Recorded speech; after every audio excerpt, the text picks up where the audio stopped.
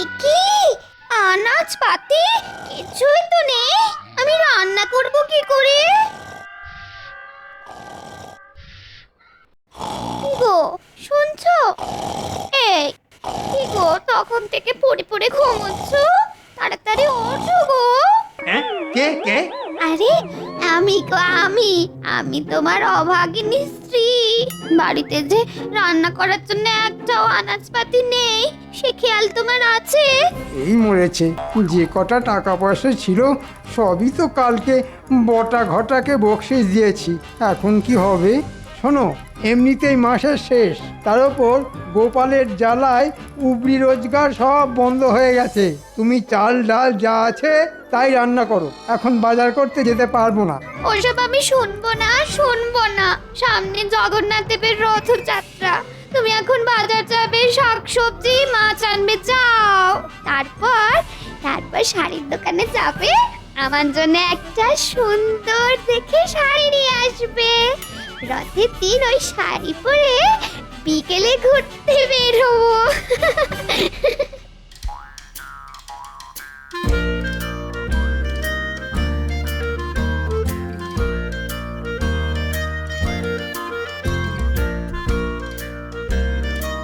কি মহারাজ, রোজ তো আমাকে দেরি করে আসার জন্য গান বন্ধ করে। আজ তো রাজসভায় মন্ত্রী মশাইয়েরই কোনো পাত্তা নেই। তাই তো দেখছি। আজ আসলে আচ্ছা করে বলবো।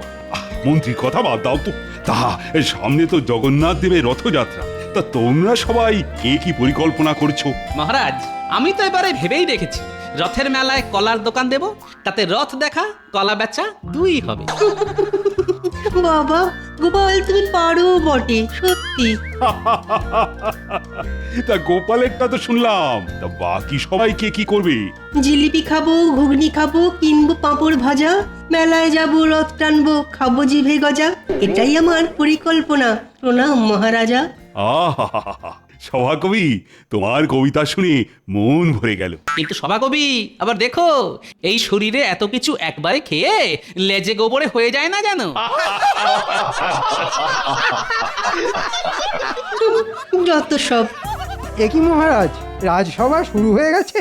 বাবা, তা এতক্ষণ কোন জগতে ছিলে বলো তো মন্ত্রী?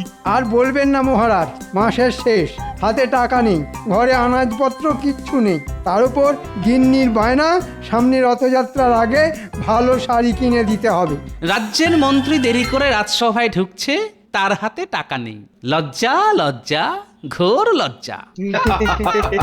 মহারাজ, আপনি আমায় কিছু টাকা দিন, নইলে আমার গিন্নি আমায় আস্ত রাখবে না। না, ওসব টাকা পয়সা আমি দিতে পারবো না। সামনে জগন্নাথ দেবের রথযাত্রা, অনেক খরচা আছে। তোমায় এখন অতিরিক্ত টাকা আমি কিছুতেই দিতে পারবো না। মহারাজ, মানুষের মধ্যেই তো জগন্নাথ দেব ভগবান বিরাজ করেন। আমার মতো একটা জলজ্যান্ত মানুষরূপী ভগবানকে খালি হাতে ফিরিয়ে দেবেন মহারাজ? মন্ত্রী মশাই, ভগবান তো আপনাকে খেটে খাওয়ার জন্য হাত দিয়েছেন, গায়ে শক্তি দিয়েছেন, মাথায় বুদ্ধি দিয়েছেন, তবু হাত পাততে আপনার লজ্জা করছে না? তুমি ফোড়ন কাটা বন্ধ করো গোপাল। মহারাজ, আমার বউ নতুন শাড়ি না পেলে খুব রেগে যাবে। আপনি একটু আমার দিকটা দেখুন। দূর ছাতা, আমার মাথা খেও না তো, চুপচাপ থাকো আর নইলে বিদে হও।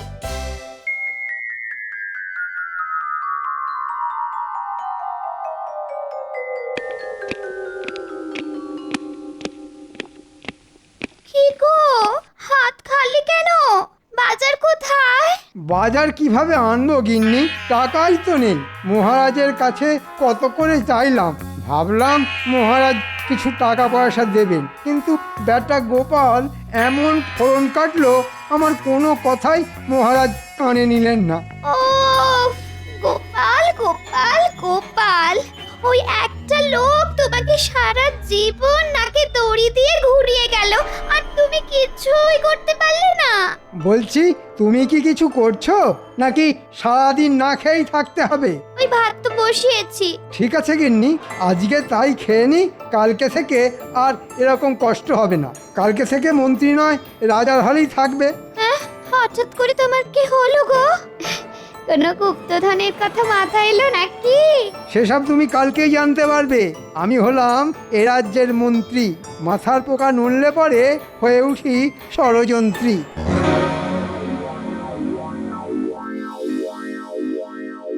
দাদু, অনেকদিন তোমার কাছে গল্প শুনিনি, আজকে আমরা তোমার কাছে গল্প শুনবো। হ্যাঁ দাদু, গল্প শুনবো গল্প শুনবো।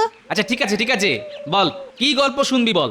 দাদু, সামনে তো রথযাত্রা, আমরা জগন্নাথের গল্প শুনবো দাদু। আচ্ছা দাদু, সব দেবদেবীর হাত আছে, কিন্তু জগন্নাথ, বলরাম, সুভদ্রার হাত নেই কেন? শোন তাহলে, উড়িষ্যার রাজা পুরীতে জগন্নাথ দেবের মন্দির তৈরি করেন। সেই মন্দিরে এই তিন দেবদেবী জগন্নাথ, বলভদ্র এবং সুভদ্রা দেবীর মূর্তি তৈরি করান যে শিল্পীকে দিয়ে। সেই শিল্পীর শর্ত ছিল মূর্তি সম্পূর্ণ তৈরি না হওয়া অবধি যেন কেউ ওই গৃহে না ঢোকে, নইলে যতটা মূর্তি তৈরি হয়েছে ঠিক ততটাই থাকবে। তারপর কি হলো দাদু? এবার এদিকে অনেক দিন হয়ে গেছে, কিন্তু মূর্তি বানানোর কাজ শেষ হয়নি। রাজামশাইয়ের তো ধৈর্য ধরে না। তিনি কৌতূহলবশত মন্দিরের গর্ভগৃহের দরজা খুলে দেখেন, কিন্তু তখনও কোনো বিগ্রহের হাত বানানো হয়নি। শিল্পীর কথা অনুযায়ী সেই ওই অবস্থাতেই তিন দেবদেবীর মূর্তি বানানো অর্ধ সমাপ্ত রেখে চলে যান। তাহলে দাদু, হাত না থাকলে ওরা কিভাবে খাবার খায়, বাকি কাজ করে? ওরে বোকা, জগন্নাথ মানে তো জগতের নাথ। আমাদের সকলের মধ্যে তিনি আছেন, তিনি আমাদের সকলের হাত দিয়ে খাবার খান, বুঝলি? হ্যাঁ দাদু, বুঝলাম। জয় জগন্নাথ। জগন্নাথ, বলরাম, সুভদ্রা দেবীর চরণের সেবা লাগে।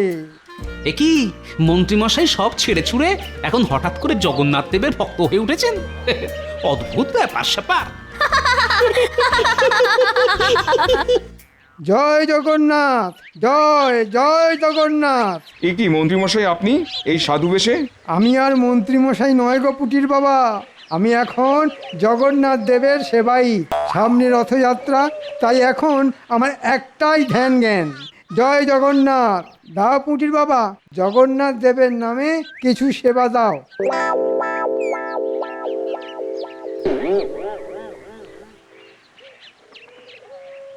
এ কি পুঁটির মা, শুধু এইটুকু? যিনি জগতের নাথ জগন্নাথ, তার কি এইটুকু চাল সবজিতে পেট ভরবে পুঁটির মা? কিন্তু আমাদের তো এইটুকুই সামর্থ্য মন্ত্রীমশাই। আরে ঈশ্বরের নামে যত দেবে ঈশ্বরের কাছ থেকে তত পাবে। আমাদের তো আর দেওয়ার মতো কিছুই নেই মন্ত্রীমশাই। চাষাবাদে কোনো রকমের দিন চলে, থাকার মধ্যে আমার ওই 1.5 বিঘা জমি, ব্যাস। আরে পুঁটির বাবা, ওটাই দিয়ে দাও। যা দেওয়ার সবই তো ঈশ্বরের নামে দিচ্ছ, আর মরে গেলে তো তাঁর কাছেই ফিরে যেতে হবে। এই সুযোগ, রথযাত্রার আগে ঈশ্বরকে যত দেবে, রথযাত্রার পরে ঈশ্বরের কাছ থেকে তার দ্বিগুণ পাবে। আচ্ছা ঠিক আছে, তাহলে আমি আমার ওই 1.5 বিঘা জমি জগন্নাথের নামে দিয়ে দিলাম। আমি সব ঈশ্বরের নামে দিয়ে দিলাম, কিন্তু রথযাত্রার পরের দ্বিগুণ জমি পাবো তো? পাবে না মানে? ঈশ্বর কখনো কথার খেলাপ করেন না। আমি আগে তোমাদের মতো গরিব ছিলাম, তারপর রথযাত্রার আগে সব জগন্নাথ দেবের নামে সমর্পণ করতেই কিছুদিন পরে হয়ে উঠি কৃষ্ণনগরের মন্ত্রী, বুঝেছ? দাঁড়াও, আমি কাগজপত্র নিয়ে এসেছি। একেবারে টিপ স্বাক্ষর দিয়ে লিখে দাও, সব জগন্নাথ দেবের নামে দিয়ে দিলে।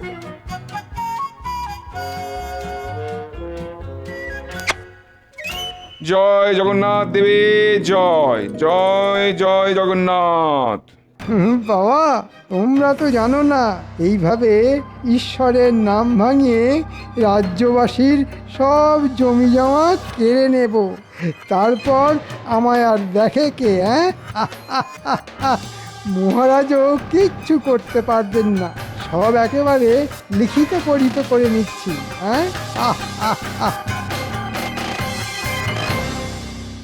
শোনো, প্রতিবারের মতো এবারেও রথযাত্রার দিন রাজবাড়ির প্রাঙ্গণে মেলার আয়োজন করা হবে। তোমরা সবাই সপরিবারে হাজির থাকবে কিন্তু।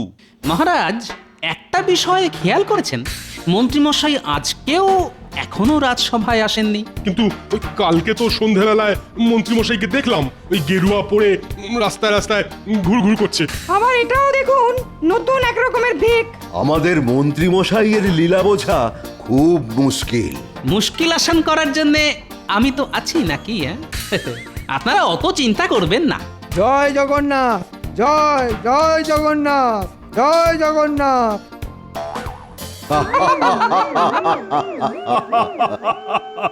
কি মন্ত্রী, তুমি একই বেশে এসেছো? সামনে জগন্নাথ দেবের রথযাত্রা, আমি ওনার সেবাই। আমাকে নিয়ে পরিহাস করবেন না মহারাজ। দুদিনের যোগী ভাতেরে বলে অন্ন, মন্ত্রীমশাইয়ের ভেক দেখে রাজসভা আজ ধন্য। মুখ সামলে কথা বলো গোপাল। মহারাজ, আপনাকে শুধু একটা কথা বলতেলাম, আমি রথযাত্রা অবধি রাজসভায় আসতে পারবো না। বুঝতেই পারছেন, এই জগন্নাথ দেবের সেবায় ব্যস্ত থাকবো। হ্যাঁ,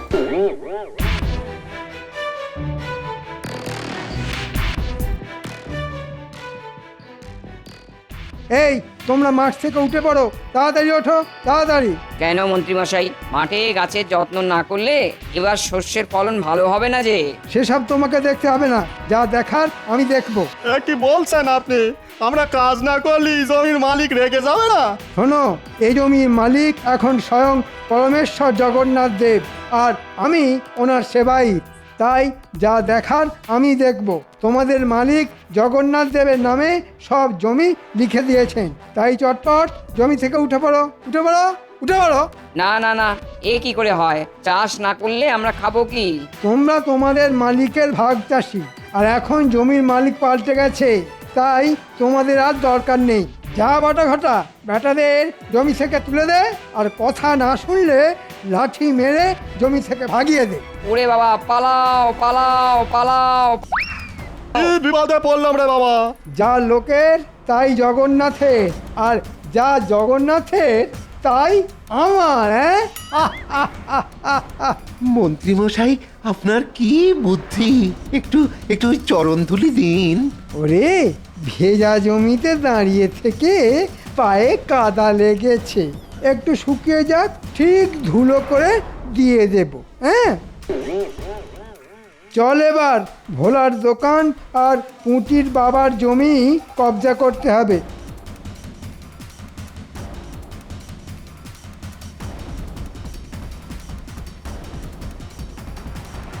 ও গোপাল দাদা, গোপাল দাদা, বাড়িতে আছো? আমাদের সর্বনাশ হয়ে গেছে গোপাল দাদা। বলি এই ভর দুপুরে কি সর্বনাশ হয়েছে গো পুঁটির বাবা? শুধু আমার নয়, আমার মতন অনেক চাষি মুদি অনেকেরই সর্বনাশ হয়ে গেছে গো। গোপাল, ওই মন্ত্রী মশাই জগন্নাথ দেবের সেবার নাম করে আমাদের সর্বস্ব নিয়ে গেছে, শুধু ওই থাকার জায়গাটুকুই পড়ে আছে। হ্যাঁ, সে কি, কিভাবে? আর বলো না গোপাল দাদা, কালকে বিকেলে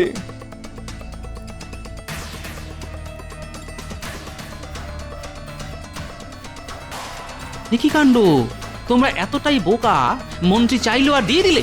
দূর, আমরা কিভাবে বুঝবো?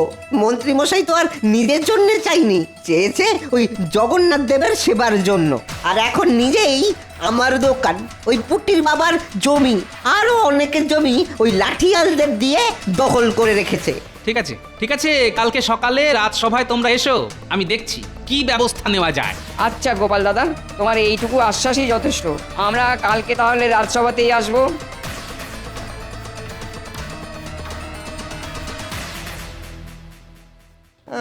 আপনি বলুন মহারাজ, এভাবে চলতে থাকলে তো আমরা না খেতে পেয়ে মরে যাব। তোমরা তো দেখছি হদ্দবোকা। মন্ত্রী যে সবসময় ষড়যন্ত্র করতে থাকে সেটাও বোঝো না। আমরা তো খেটে খাই মহারাজ, অত কথার মার প্যাঁচ বুঝি না। উনি বললেন যাই আমাদের তাই জগন্নাথের, আর যাই জগন্নাথের তাই আমাদের। তাই তাই জগন্নাথের নামে বিশ্বাস করে দিয়ে দিলাম। হ্যাঁ মহারাজ, আমাকে ভয় দেখালো, যদি রথযাত্রার আগে দোকানটা ভগবানকে দিই তাহলে ঘোর অমঙ্গল হবে। আচ্ছা ঠিক আছে, ঠিক আছে, মন্ত্রী তো এখনো আসেনি। সেনাপতি, আজ্ঞা করুন মহারাজ। মন্ত্রীকে এক্ষুনি ধরে বেঁধে নিয়ে এসো। যথাজ্ঞা মহারাজ। ধরে বেঁধে আনতে হবে না মহারাজ, আমি নিজেই পায়ে হেঁটে চলে এসেছি। এ কি শুনছি মন্ত্রী, তুমি জগন্নাথ দেবের নাম করে লোকজনদের কাছ থেকে জায়গা জমি হাতিয়েছ? এ মা, ছি ছি ছি ছি ছি, এ কি বলছেন মহারাজ? আমি তো জগন্নাথের সেবার জন্য নিয়ে এসেছি। যা মানুষের তাই জগন্নাথের, আর ওনারা স্বেচ্ছায় দান করেছেন। কিন্তু এটা তো কথা ছিল না যে আমরা ওই জমিতে চাষ করতে পারবো না। এটাও কথা ছিল না যে আমি দোকানে বসতে পারবো না। কে বলেছে মহারাজ? আমি চুক্তিপত্র সঙ্গে করেই নিয়ে এসেছি। ওখানে ছোট ছোট করে সব লেখা আছে। ওনারা পড়ে দেখেননি, সেটা ওনাদের ভুল। জয় জগন্নাথ। হে ঈশ্বর, তুমি দেখো। মন্ত্রী মশাইয়ের গাঁটে গাঁটে কি বুদ্ধি!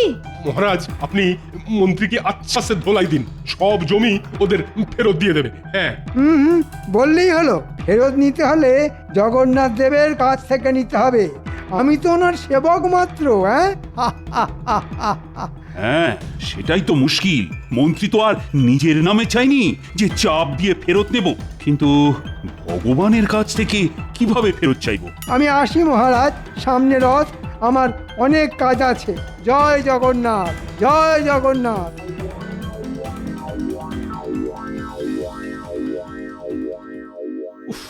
এ তো বড় মুশকিলে পড়া গেল। কি করা যায় বলো তো? আমরা ভাগ চাষি মহারাজ, চাষ না করলে আমরা খাবো কি মহারাজ?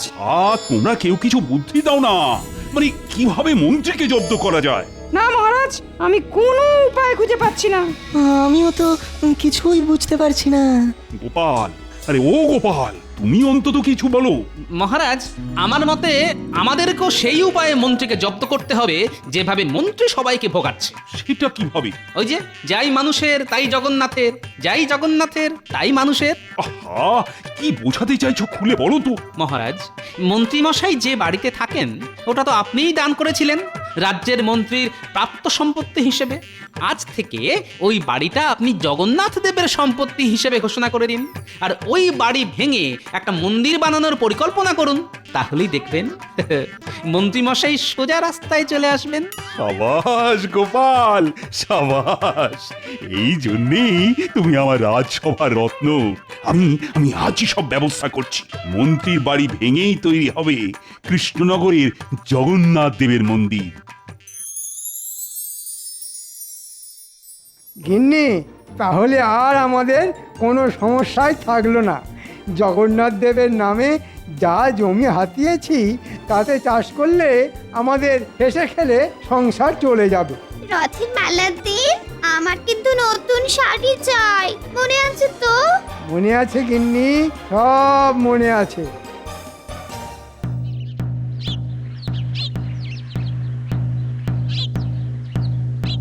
শোনো শোনো শোনো, একটি বিশেষ ঘোষণা। আজ থেকে আমাদের রাজ্যের মন্ত্রীমশাইয়ের বাড়ি জগন্নাথ দেবের সম্পত্তি হিসেবে ঘোষণা করা হলো। এখানে মন্ত্রীমশাইয়ের বাড়ি ভেঙে জগন্নাথ দেবের মন্দির তৈরি হবে। শোনো শোনো শোনো। কি আমি কি শুনলাম?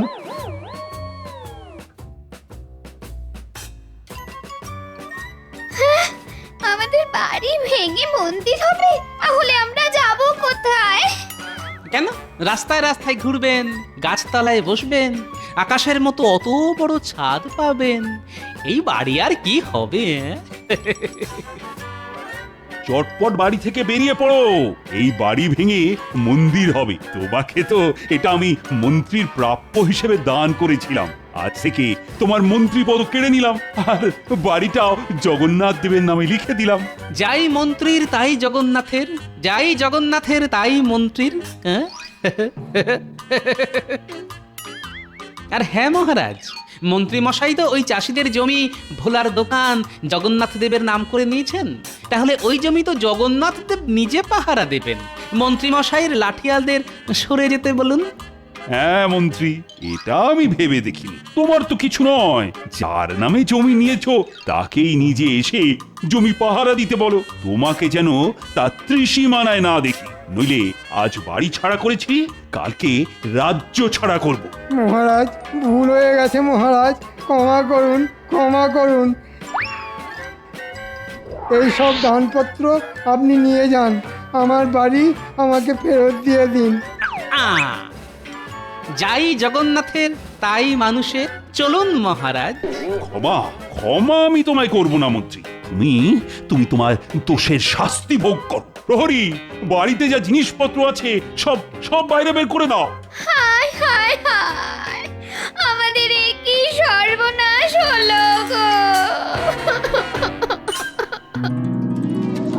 বলো জয় জগন্নাথ দেব কি জয় জয় বলভদ্র দেব কি জয় জয় সুভদ্রা মাই কি জয় আসছে বছর আবার হবে রথযাত্রা হবে সব তোমার জন্য হয়েছে, সব তোমার উল্টো পাল্টা বুদ্ধির জন্য আজ আমরা পথে বসে গেছি। একটা বাড়ি ছিল, সেটাও আর নেই। কি ব্যাপার প্রাক্তন মন্ত্রী, এখানে গাছতলায় বসে আছো? মহারাজ, আমার ভুল হয়ে গেছে। এই আপনার হাতে পায়ে ধরছি মহারাজ, আপনি আমায় দয়া করুন মহারাজ, আমার বাড়ি ফিরিয়ে দিন মহারাজ। আমি এরকম ভুল আর কোনো দিন করবো না মহারাজ, কোনো দিন করবো না। না না না না, আমার হাতে পায়ে না ধরে জগন্নাথের কাছে ক্ষমা চাও আর বলো এই ভুল আর কোনোদিনও হবে না। হে ঠাকুর, জগন্নাথ ঠাকুর, আমায় ক্ষমা করে দাও ঠাকুর, আর এ ভুল কোনো দিন করবো না। তোমার নাম করে লোক ঠকাবো না, লোক আমি ঠকাবো না।